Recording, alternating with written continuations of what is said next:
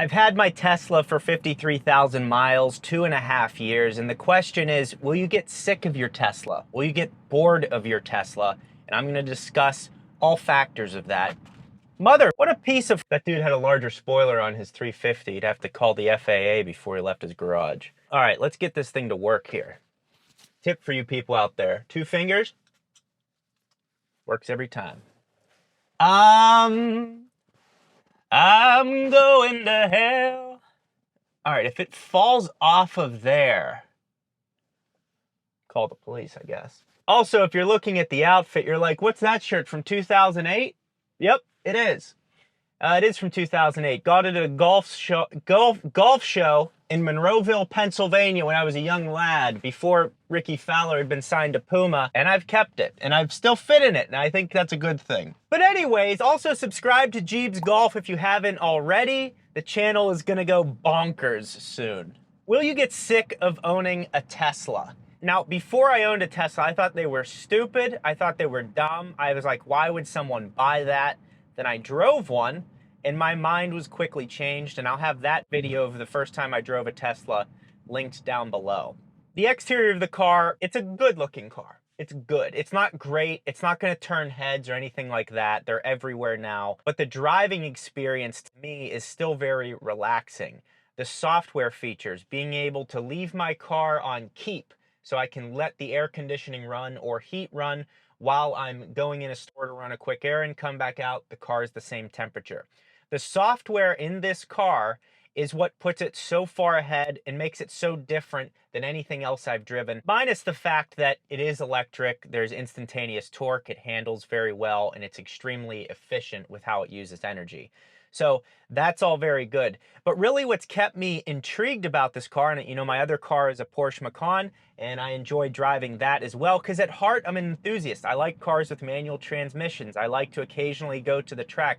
I like to go to canyon roads and have fun. And in this car, you can do that. So I don't think over the long run, you're going to get bored with this. In fact, I think over the long run, you're gonna look at this and appreciate how little you have to do. I just did a 50,000 mile maintenance video showing what you have to do with maintenance. And the short answer is truly nothing. You have to pay attention to the wear on your tires. You have to change your cabin filters every 1 to 2 years. And that's kind of it. Keep your car clean, make sure your tire pressures are correct. I charge it to about 80% every night. If you need to use more than that, charge it higher.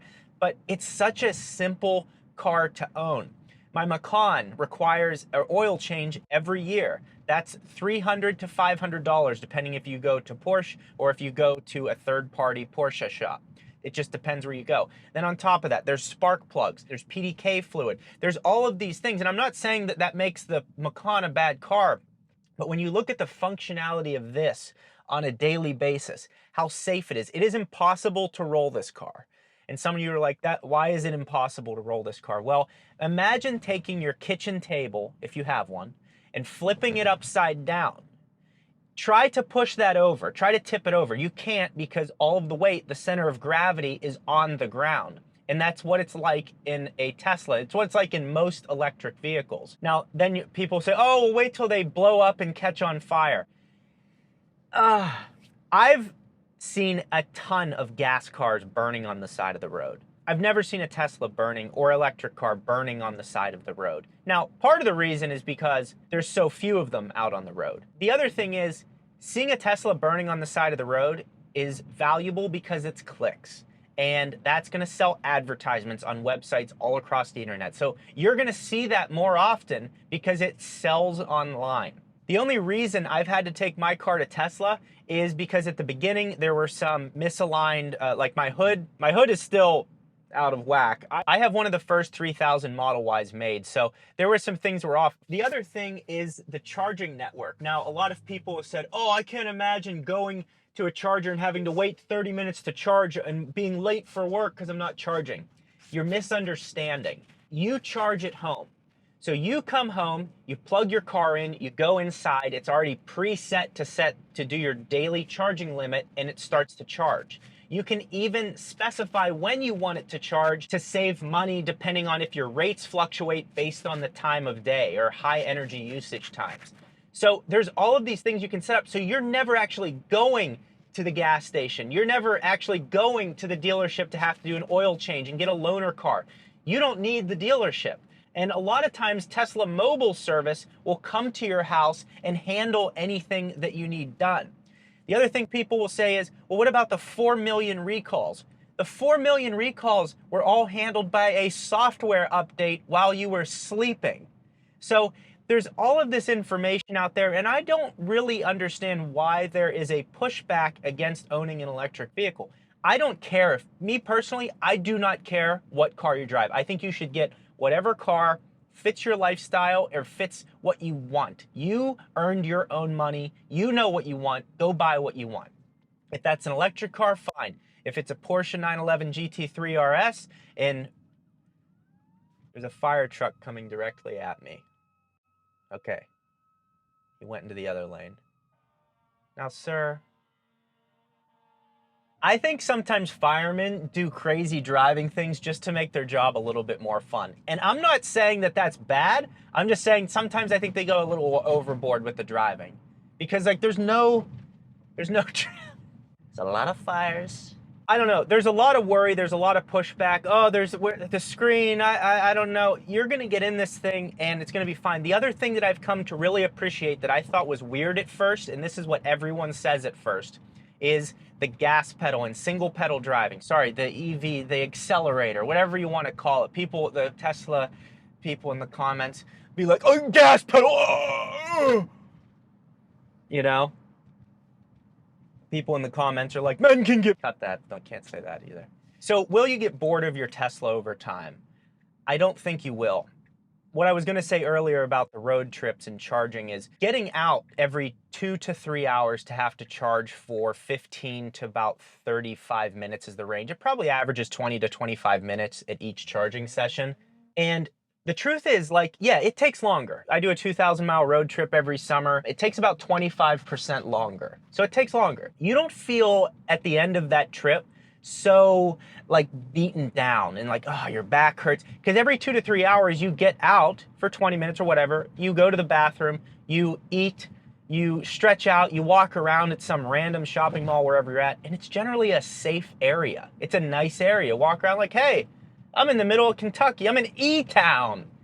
Shout out to the subscriber I met in Kentucky somewhere. He was like, yeah, there's a charger in E-Town. I was like, what?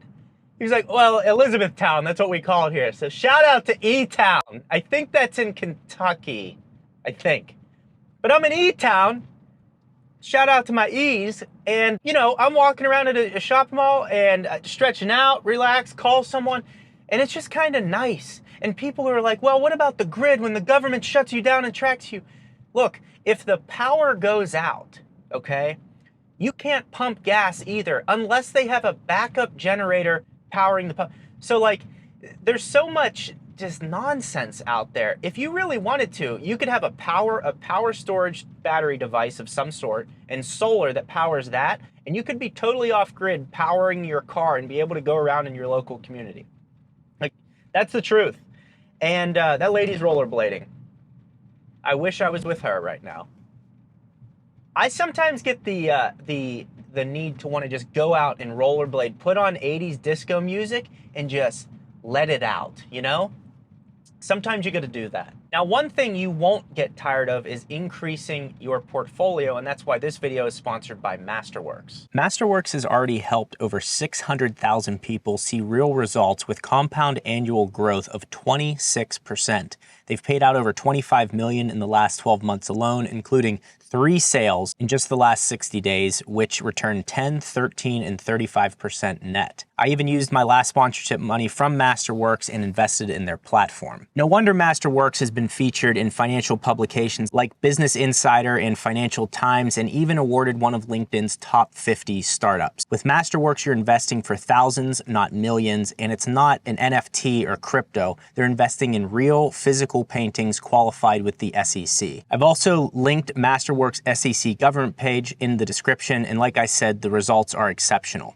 So I want to give you guys special access to Masterworks just by clicking the link in the description. You'll be able to save. A lot of these paintings sell out very quickly, and I think Masterworks is a very cool way just to have your money diversified in the current markets that we're in. So Masterworks, thank you for sponsoring this video. Linked in the description. Now back to it. What I'm trying to say is, make a decision for yourself. A lot of people are like, well, I'm waiting for the perfect Tesla. Look, if you go online right now and the perfect Tesla is on there, you like the range, you like the performance, it fits your lifestyle, place your order. Or for any EV, or for any gas car. The thing I'll say about my Tesla, which I appreciate that Tesla is doing as a brand, is this is a 2020. The 2023 models have an upgraded chip. They have some upgraded sound deadening. They're better built, for sure. They're quieter on the inside, like, no doubt. But the improvements are incremental. And Tesla is trying to find solutions to their problems. At the same time, Tesla has also done some cost-cutting things to be more profitable, like taking out lumbar support and what else? Taking out radar and the ultrasonic sensors, taking out some things, and they cover. And Elon will say like, "Oh, we're doing this because it's actually better to have."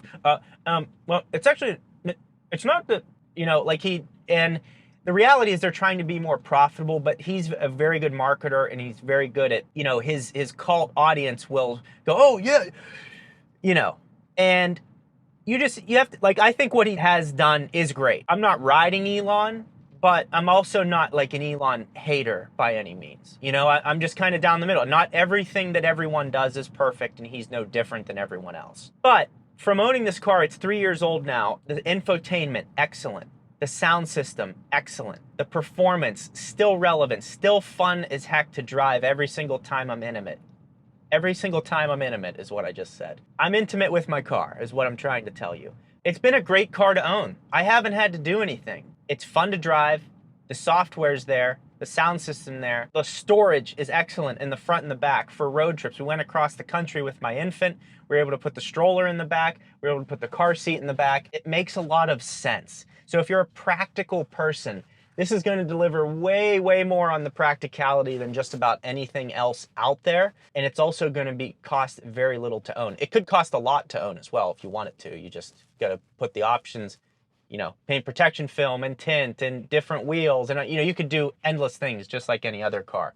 But it could also be the most practical car, and it could also cost you less than anything else you've ever owned. Now, if you want to see me do this cross-country road trip, you're going to want to click this video right here. It's going to give you a nice insight into what charging is like. We'll review some billboards on the way. I'll talk about bathrooms. We do it all on this channel. I hope you're subscribed. Check this video out.